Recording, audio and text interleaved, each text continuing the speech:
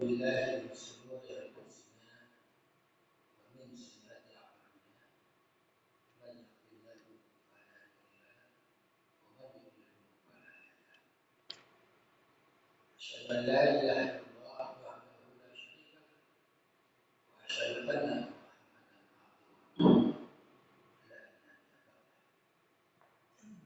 اللهم صل وسلم على محمد ورسولك محمد وعلى آله وصحبه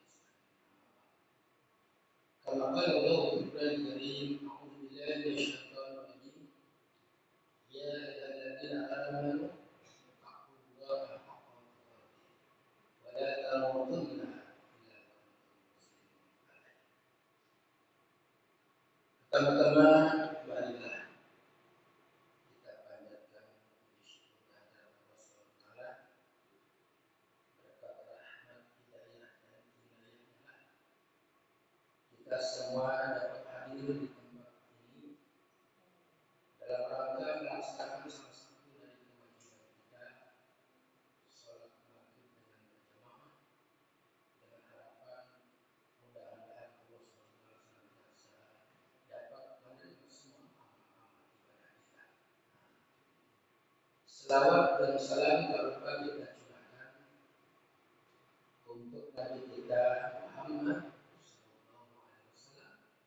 serta para keluarganya dan para sahabat-sahabatnya dan para pengikut-pengikutnya yang setia sampai akhir zaman. Para ikhwan iman yang berbahagia, tema kali ini yang diberikan kepada saya cukup menarik sekali. Tema ini sebenarnya khusus untuk sarjana SKG, sarjana alam gaib. Harusnya dia yang menyampaikan, tapi saya akan mencobanya. Temanya adalah ibu daya jin. Temanya, maka kan sejak kapan sih jin itu menggoda manusia? Sejak kapan sih jin itu menyesatkan manusia? Mari kita lihat. Yang pertama, informasi dari Allah bahwasanya manusia itu diciptakan oleh Allah SWT dari tanah yang liat, yang lempung, yang dibentuk oleh Allah. Bisa dilihat dalam surat Al-Hajj ayat 20. Bisa juga kalau punya HP yang harganya 1 juta ke atas itu bisa ketemu ayat itu. Tapi kalau HP-nya yang 200 ke bawah, apalagi casingnya dijaga karet, nggak akan ketemu. Bisa dibuka supaya tidak gigit barang, ngaji kuping bubar. Itu makhluk Allah yang pertama. Makhluk Allah yang kedua, ya Allah SWT menciptakan makhluk yang bernama jin. Jin itu diciptakan oleh Allah SWT sebelum manusia. Dia diciptakan dari api yang sangat panas. Nah, ini yang perlu diketahui. Manusia dari tanah, jin dari api yang sangat panas. Kalau ada tafsir dibuka, jangan kuping bareng, lagi kuping bubar kelalen, lagi bohong-bohong, apa bohong? Bertahun-tahun, bodohnya juga bertahun-tahun, jangan sampai seperti itu. Buka lagi.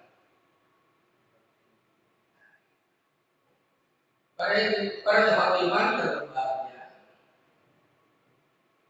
sejak kapan jin itu menyesatkan manusia atau menipu manusia? Pertama kita bisa lihat dalam surat Al-Baqarah ayat 34. Di mana Allah SWT pernah berfirman dan menginformasikan kepada kita. Alhamdulillah wa inna lil malaikati isjudu li Adam fasajadu illa iblis aba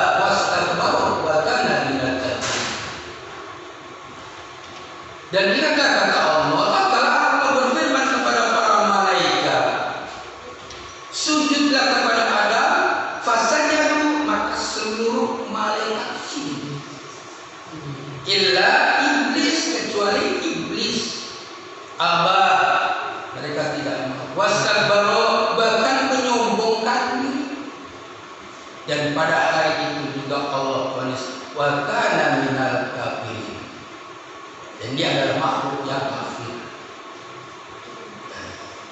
Iblis ini makhluk jin, karena dia membangkang maka dipanggil iblis. Asal kata dari ablasa, artinya membangkang. Pertama makhluk Allah yang membangkang adalah iblis, yaitu makhluk dari bangsa jin. Yang pertama, karena pembangkangannya itulah maka Allah usir iblis itu. Dari mana? Dari surga, dari kebun. Kebun mana? Kebun dunia yang penuh berbagai macam kenikmatan, ditaruhlah di bumi yang berbagai macam penuh sandiwara, dan dia di tempat yang sangat menghinakan iblis. Karena dia ditaruh di tempat yang sangat menghinakan, iblis berkata kepada Allah, Allah fabima aqwaitani la'aqudanna lahum siratal mustaqim. Berkata iblis kepada Allah, karena engkau telah menghukum kami sesat, maka kami akan sesatkan mereka. Hum di sini yang dimaksud adalah manusia dari jalanmu yang benar. Summal hadiyanahum, kata iblis, kami akan datangi mereka. Min baini aydihim, dari depan, wa min khalfihim, dari belakang, wa an aymanihim, dari kanan, wa an shamalihim, dari kiri, wa la tazidu aktsaruhum syakirin. Dan tidak akan kau dapati kebanyakan dari manusia yang bersyukur. Nah, mulai itu. Kenapa sih jin itu menggoda manusia, menyesatkan manusia? Karena sakit hati kepada manusia. Kok iblis disuruh sujud kepada manusia? Sampai Allah pernah berfirman, qala ma manaka an tasjuda amartuka. Apa sih yang menyebabkan kamu tidak mau sujud tatkala aku perintahkan kepadamu? Iblis menjawab, qala ana khairu minhu khalaqtani minan nar wa khalaqtahu min tin. Nah, itu kata iblis. Berkata iblis di hadapan Allah, engkau ciptakan aku dari api, padahal kau ciptakan dia dari tanah. Di sini yang dimaksud Nabi Adam. Bahasa kitanya masa orang kemarin mau hormat sama yang baru kemarin diciptakan. Api memang sifatnya ke atas, tanah memang sifatnya bawah. Nah, itulah awalnya. Maka digoda dari depan manusia itu karena dendamnya iblis kepada manusia. Digoda dari depan manusia agar tidak memperhatikan di depan dia akan menghadapi kematian. Dilupakan itu. Dilupakan oleh iblis supaya manusia tidak ingat akan kematian. Digoda dari belakang agar manusia senang terhadap kehidupan dunia. Kalau orang sudah hidup penuh dengan keduniaan, kubur dunia, pasti bakal banyak mau, pasti dia takut akan kematian. Digoda dari belakang agar manusia bermain cinta terhadap dunia. Digoda dari kanan, yang benar dia katakan hoak. Zaman sekarang ya musim hoak.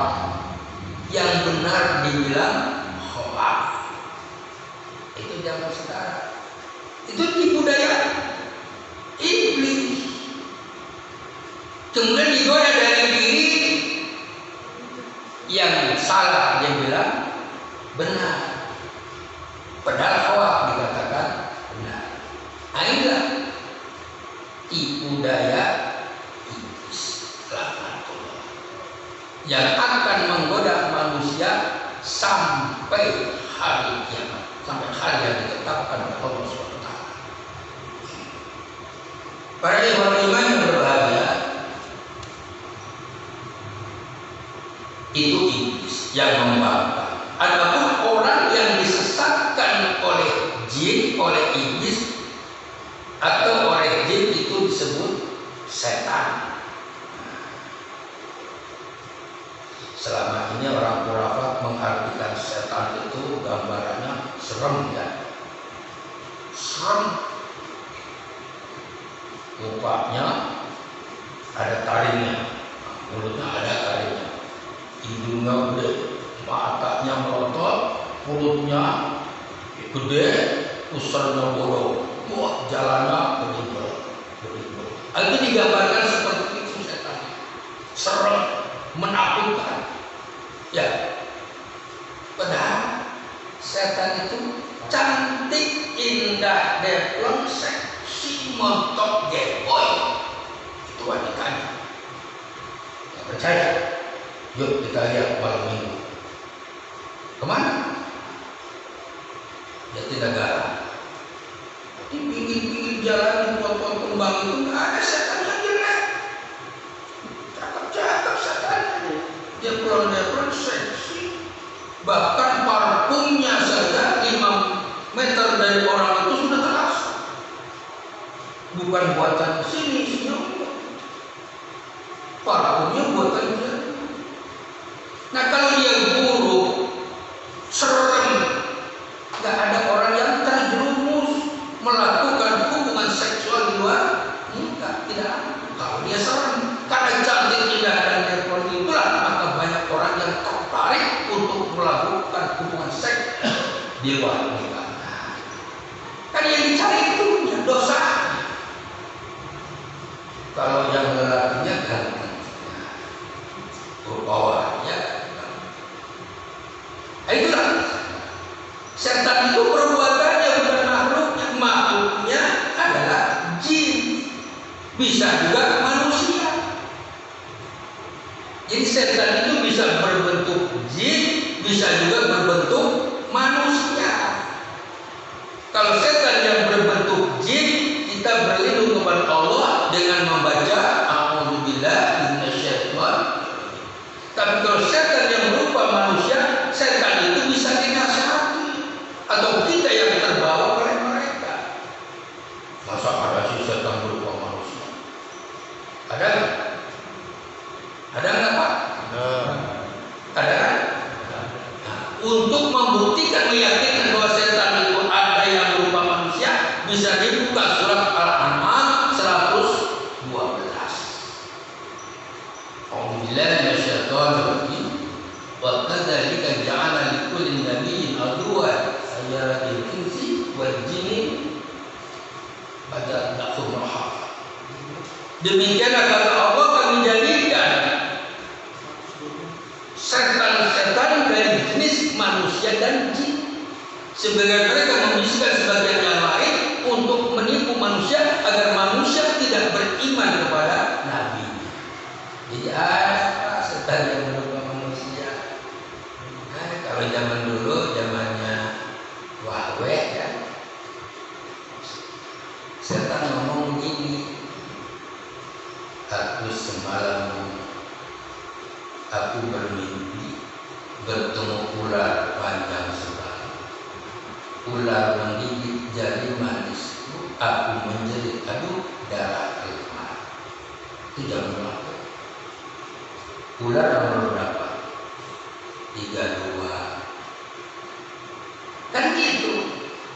32 artinya ahli nujum. Pesennya 03, gambarnya soang, artinya orang mati.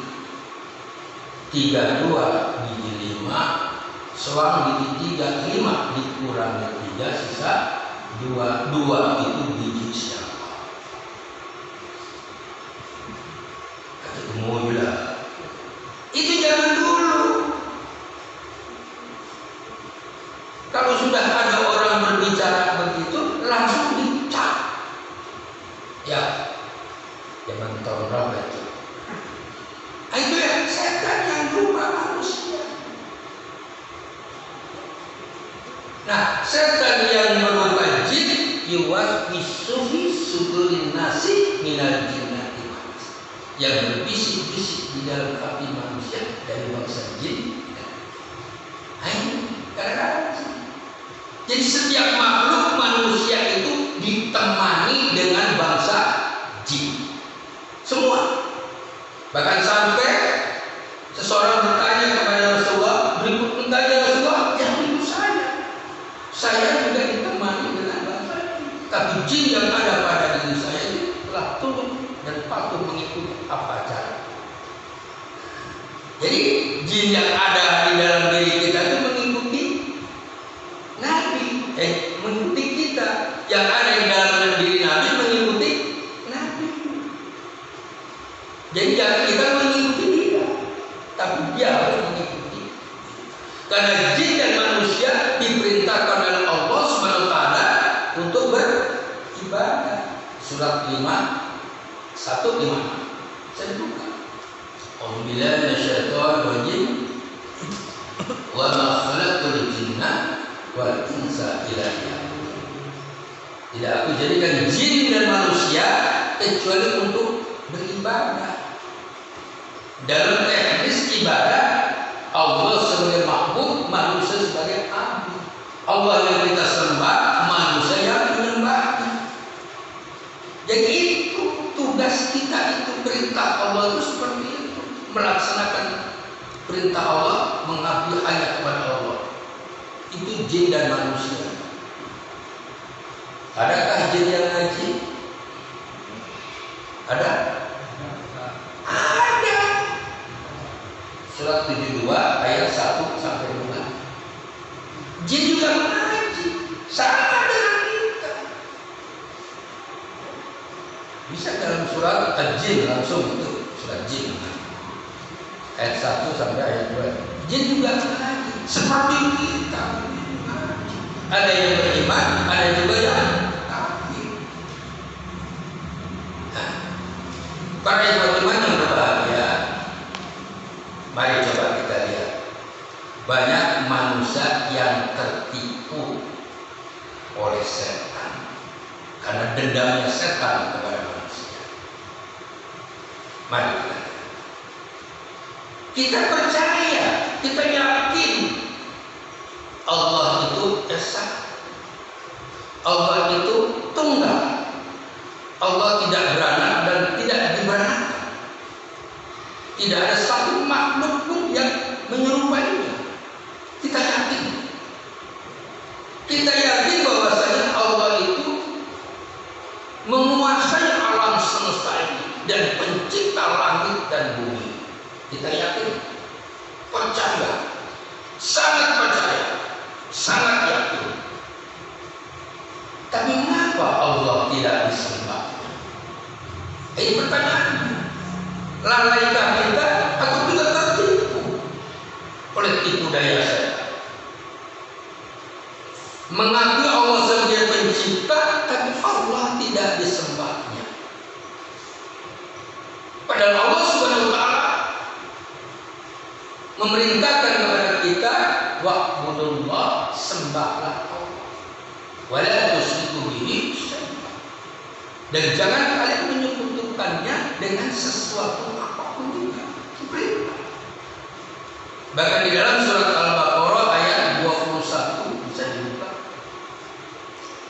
Ya ayyuhannasu ubudu rabbakum alladzi khalaqakum walladzina min qablikum la'allakum tattaqun. Wahai sekalian manusia, siapa saja, orang, suku apa saja, bangsa apa saja, dari negara mana saja, warna kulitnya apa saja, terbantu dengan ayat ini. Wahai sekalian manusia, sembahlah Tuhan yang telah menciptakan kamu dan orang-orang dahulu sebelum kamu, agar kamu menjadi orang yang bertakwa, taat, tunduk dan patuh kepada ketetapan Allah dan Rasul. Yakin kita, tapi kenapa kita tidak mau menyembah Allah? Tapi kenapa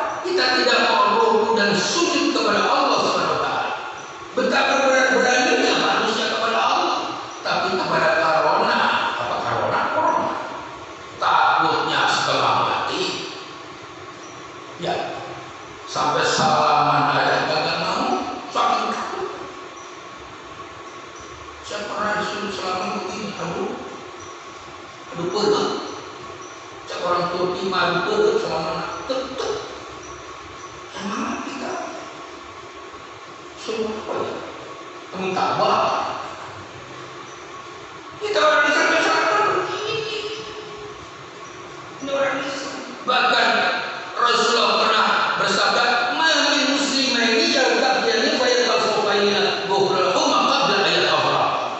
Dua orang muslim yang bertemu, kemudian dia berjabat tangan, maka keduanya diampuni dosa-dosanya sebelum keduanya berpisah dari tempatnya. Nah kalau begini kan bukan Islam. Ini kadang-kadang kita ada takut sama corona setengah mati, tapi sama Allah nggak takut. Ninggalin sholat dengan sengaja bahkan bertahun-tahun, meninggalkan semua hampir setiap tahun, padahal azab Allah, hukum Allah itu lebih keras daripada corona. Ya. Menurut ilmu kedokteran, corona itu akan masuk di beberapa lubang manusia. Mulut, hidung, telinga, mata, kepala, tangan, dan kaki. Itu menurut ilmu kedokteran. Itu akan masuk dari situ. Nah, semua anggota badan itu yang dikatakan oleh dokter itu akan masuk dari tempat itu, semua tercuci oleh orang Islam. 1 hari 1 malam 5 kali berwudu. Berarti dia bersih. Makanya kata Rasulullah dalam hadis, pada suatu hari nanti akan terjadi wabah penyakit yang akan mengenai manusia, tapi bagi umatku tidak akan terkena kalau dia mempertahankan wudunya. Ini sadar Rasul. Berdasarkan itulah orang Islam insya Allah yang beriman dan tidak pernah lepas wudunya tidak akan terkena. Maka corona itu asalnya kan dari Cina. Setelah pembantaian di mana itu? Wuhan. Kurang dari 10 hari itu penyakit itu timbul. Corona. Adanya penyakit itu Presiden Jinping minta kepada orang Islam yang ada di sana untuk mendoakan negaranya agar tidak terkena corona. Dan alhamdulillah umat Islam satu pun tidak ada yang kena di sana. Padahal sumbernya dari sana. Kenapa? Gak lepas dari wudu. Orang yang nggak pernah sholat juga ikut sholat. Yang nggak pernah wudu ikut wudu di sana. Walaupun sholatnya ada yang ada ulon, ada pengetan, jadi memang nggak pernah sholat. Ini saya tidak sholat, tapi saking pengen selamatnya sampai dia juga ikut sholat. Insya Allah kalau kita mendirikan sholat dengan tetap, berwudu dengan sempurna, dirikan sholat dengan tetap dan bertawakal kepada Allah, insya Allah kita, insya Allah selamat kita dari. Kalau ada yang pernah juga itu orang yang tidak pernah berwudu kali ini. Yakin dengan itu. Nah, mari kita sembah Allah supaya jangan kita dianggap tertipu oleh jin atau jin yang sudah menjadi setan. Kemudian yang kedua, kita percaya bahwasanya Al-Quran itu petunjuk bagi orang-orang yang bertakwa. Kita yakin, sering ngaji tajwid, ya, makhrajnya, idghamnya, ikhfa'nya, izharnya, iqlamnya, kita paham itu semua. Kemudian kita tadaburkan Al-Quran itu, kita pahami Al-Quran itu, kita tahu semuanya. Bir itu haram, anciu itu haram, malaga itu haram, kita tahu. Barang-barang yang memabukkan itu adalah haram, kita tahu itu semua. Sholat itu wajib, kita tahu petunjuk dalam Al-Quran. Tapi mengapa kita tidak jadikan Al-Quran itu petunjuk dari segala aspek kehidupan kita? Kenapa? Apakah pembangkangan kita kepada Allah Atau memang kita tertipu oleh setan yang kerjanya setiap kali menipu manusia dari jalan ini kita Quran yang hari kita buka.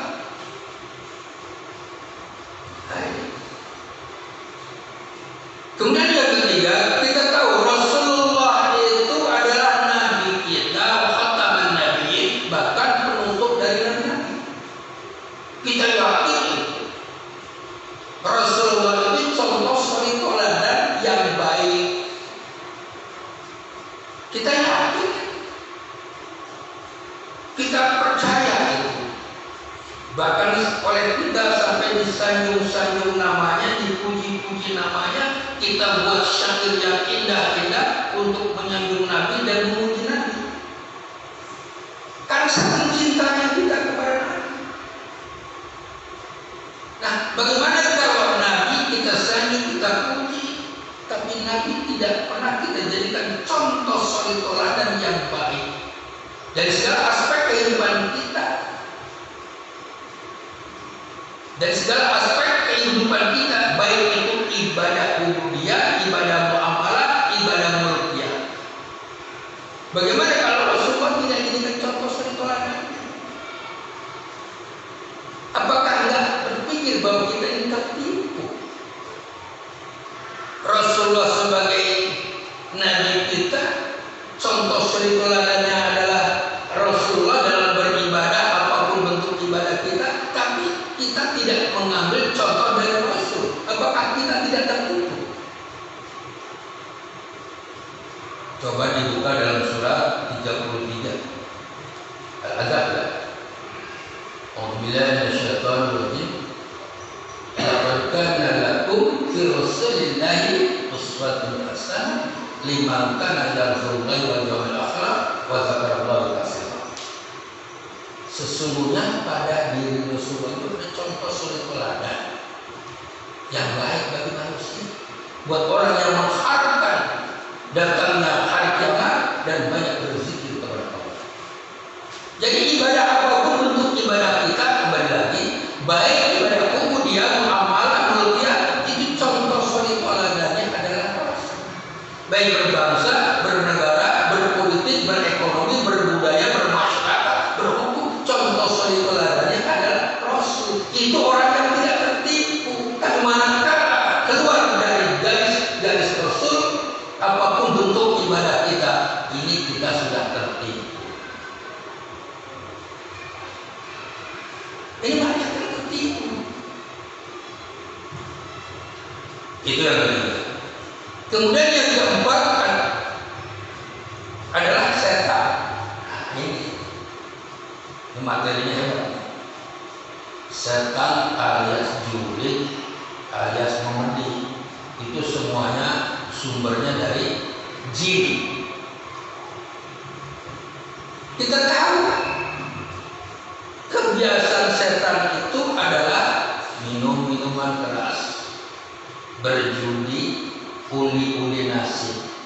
Yang semuanya itu adalah menghalangi kita untuk beribadah kepada Allah, wabil khusus mendirikan sholat dan berdoa kepada Allah. Dengan mengikuti kebiasaan setan, maka kita jauh dari hidayah Allah, jauh dari sholat, jauh dari berdoa kepada Allah, bahkan mendekatkan dirinya dari perkelahian di antara sesama. Bisa dilihat dalam surat 5.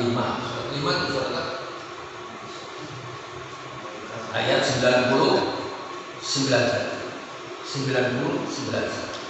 Itu kebiasaan setan seperti itu. Innamal khamru wal maisiru wal ansuru wal azlam rizqun min amali syaitan fazalibuhul alam. Sehingga judi, khamar, uli nasib dan penjudian berhala semua perbuatan setan. Maka jauhilah agar kita terpelihara. Ya, itu setan. Ada juga kita ada yang tanya-tanya, kalau orang kesurupan itu setan bukan? Pernah lihat orang kesurupan? Sholat kita setan materinya, temanya harus lari sholat juga. Ada beberapa sekolah Jakarta Utara, saya nggak sebut sekolah, tapi di Kalimantan dulu 18 guru dan muridnya tergeletak karena kesurupan. Padahal sekolah itu adalah sekolah agama, termasuk gurunya. Belum lagi sekolahan umum, hampir 25 tergeletak karena kesurupan. Nah, apa penyebabnya? Kan begitu pertanyaannya. Padahal guru apa? Hanya tipu daya setan hebat sampai seperti itu. Nah, bisa dibuka dalam surat 16 ya. Ayat 99, insya Allah tidak salah.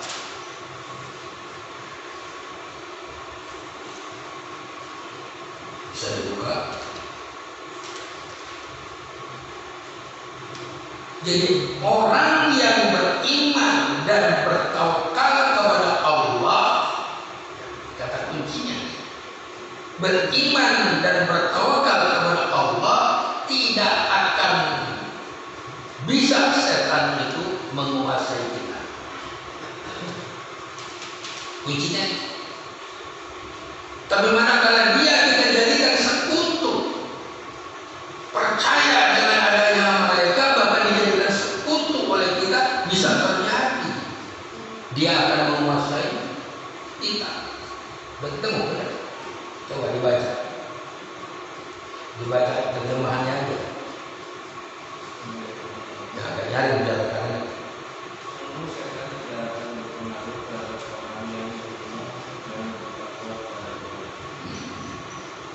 Terus di bawahnya yang 100, tapi dia pengaruhnya hanya terhadap orang yang menjadikannya pemimpin dan terhadap orang yang mempersekutukannya dengan Allah. Nah, ya. Kalau kita sudah mau bersekutu, mau kita jadikan jin itu khadam, ya, menjadi kawan sahabat karib kita yang disebut khadam, yang bisa disuruh ke sana kemari, nah itu yang akan terkena. Bahkan percaya dengan itu bisa terkena.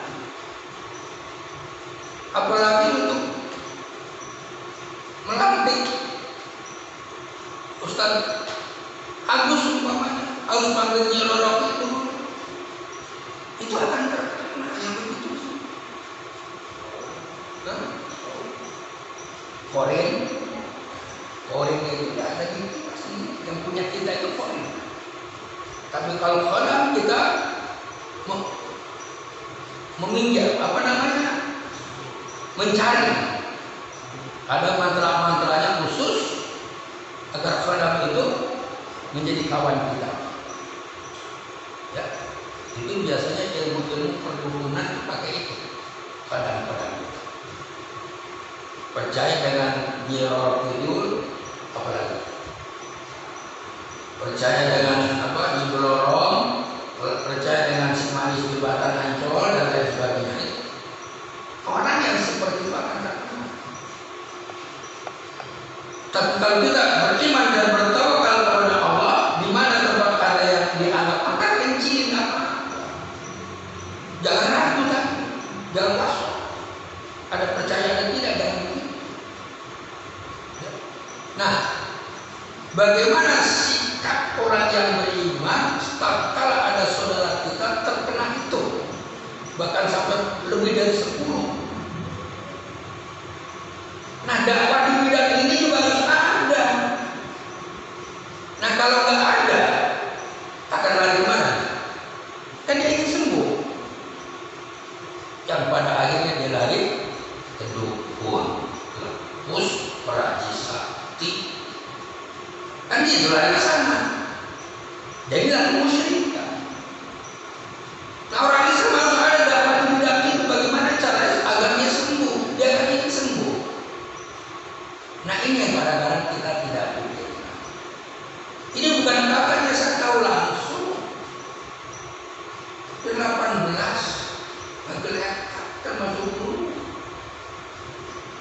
hampir 25 ngegeletak, pengen sembuh.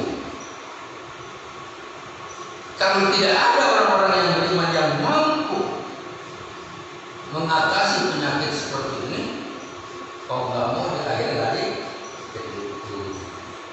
Syaratnya kopi pahit, kopi manis, kembang 7 rupa, kambing hitam, ayam cemani dan lain sebagainya. Terjadilah kemusyrikan. Bisa terjadi seperti itu. Pada Allah Subhanahu wa taala jelaskan, orang yang terkena tipu daya setan, kita harus berlindung kepada Allah. Surat 41 ayat 36 dibuka. Kalau bisa dibaca, boleh terjemahannya aja.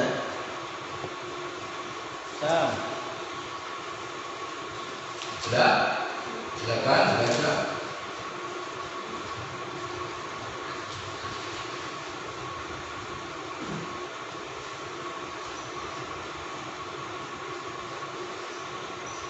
Temu. Jika setan mengganggumu dengan suatu godaan, maka memohonlah perlindungan kepada Allah. Sungguh Dialah yang Maha Mendengar, Maha Mengetahui. Nah, itu berlindungnya kepada Allah. Artinya berlindung kepada firman Allah atau ayat-ayat Allah. Apapun ayat itu bisa menghilangkan itu. Kita kan baru bisa baca, tapi meyakini itu yang kurang. Harus belajar meyakinkan ayat itu, bahwa ayat itu adalah benar bisa mengatasi masalah-masalah dengan setan.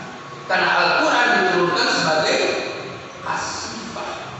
Surat 17 ayat 82. Wa nunazzilu minal Qur'ani ma huwa shifaa'un wa rahmatun lil mu'minina wa la yazidul zalimina illa khasara. Obatnya itu. Sudah ketemu belum? Nah, kalau saya mau pakai begini buka-buka ya. Supaya nggak jiping banget, jadi ayatnya tahu gitu. Udah? Bacain. Ketemu? 17 kalau nggak salah, wa nunazzilu minal Qur'ani. Betul, ma huwa shifa'. Nah, itu fungsinya Al-Quran diturunkan oleh Allah Subhanahu wa taala sebagai asifah, obat penawar bagi manusia-manusia yang sombong, adikun rasa kedekan. Dengan membaca Al-Quran, insya Allah akan dulu akan sadar.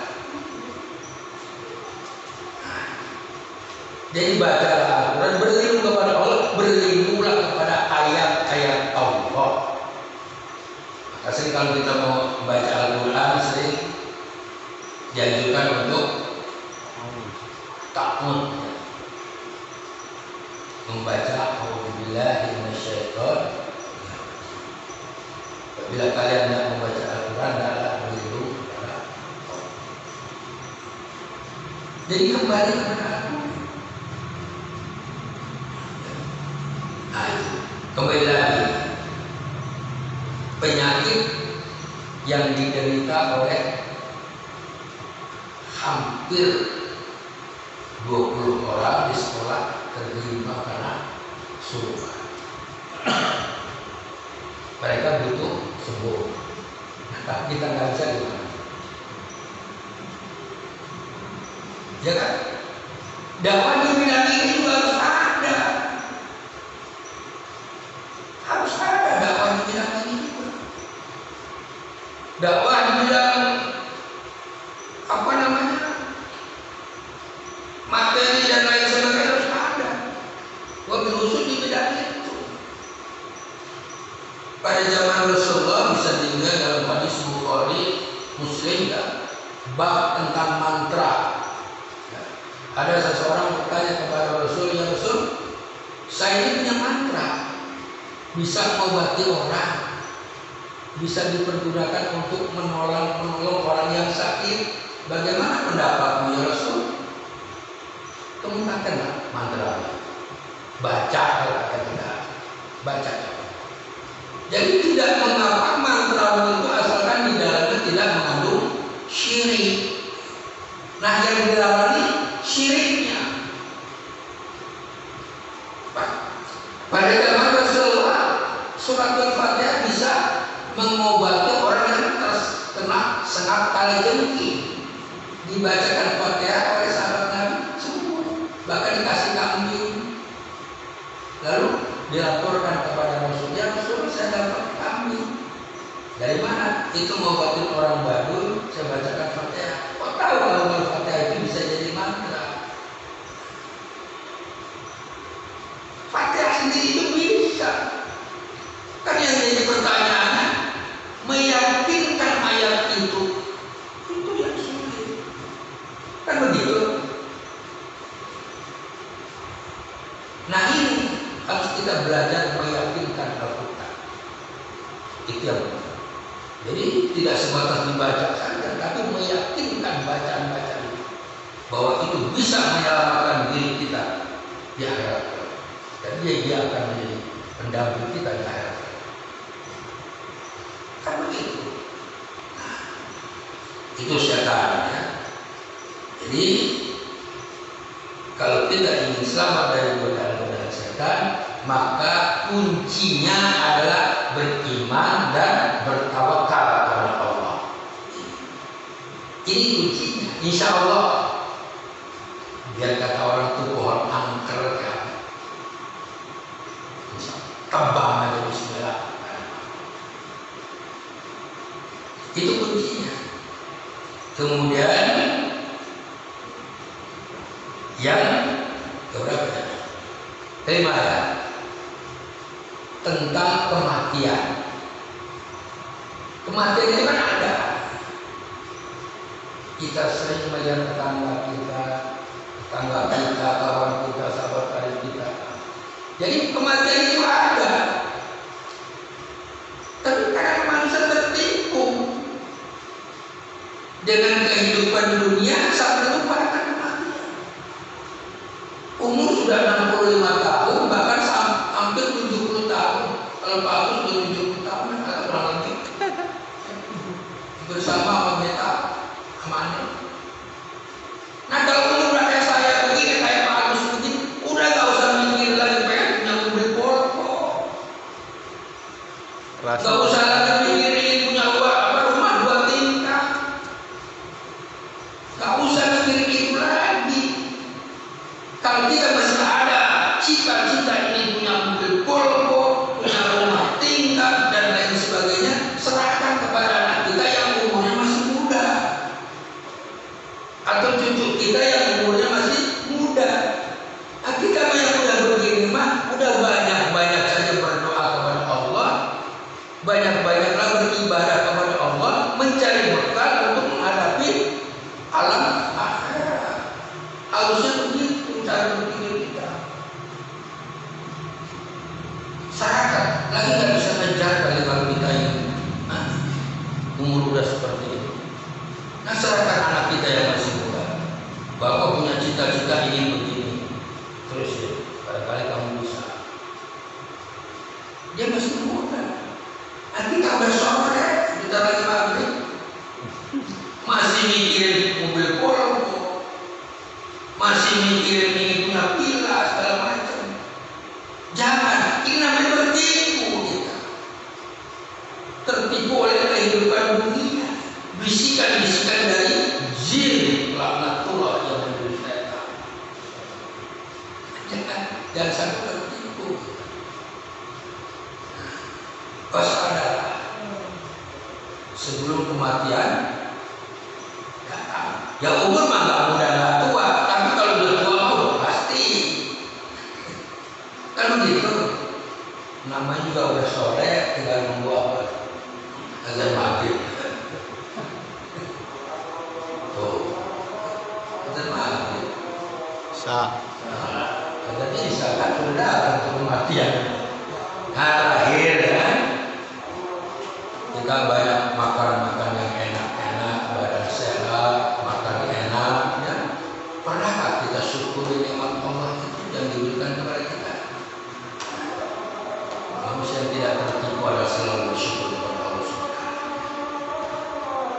Para ikhwan yang berbahagia sesuai dengan waktu yang kita dapat. Jadi kata kuncinya orang yang tidak tertipu adalah innal ladzina amanu wa amilus shalihati ulaika hum khairul bariyah jazaohum inda rabbihim jannah.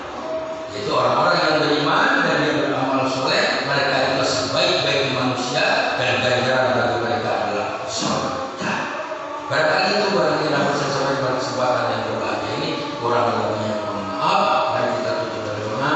Rabbana atina fid dunya hasanah wa fil akhirati hasanah wa qina adzabannar. Aqulu qouli hadza wa astaghfirullah li wa lakum.